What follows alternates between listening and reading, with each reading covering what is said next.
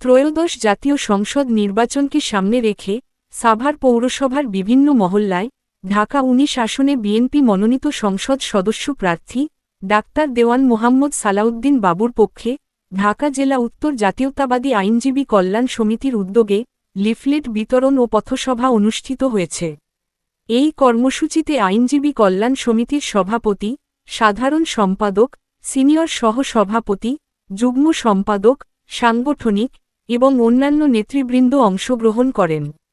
তারা স্থানীয় জনগণের মাঝে বিএনপির নির্বাচনী বার্তা পৌঁছে দেন এবং আগামী নির্বাচনে ধানের শীষ প্রতীকে ভোট দিয়ে প্রার্থীকে বিজয়ী করার আহ্বান জানান। এই সময় সমিতির বিভিন্ন পর্যায়ের নেতাকর্মী ও বিএনপির সমর্থকেরা উপস্থিত ছিলেন এবং নির্বাচনের গুরুত্ব নিয়ে সচেতনতা সৃষ্টি করা হয়। দলের পক্ষে ঢাকা ১৯ থেকে ডাক্তার দেওয়ান মোহাম্মদ সালাউদ্দিন সাহেবকে ধানের শীষ প্রতীক বরাদ্দ দিয়েছে নির্বাচনের জন্য।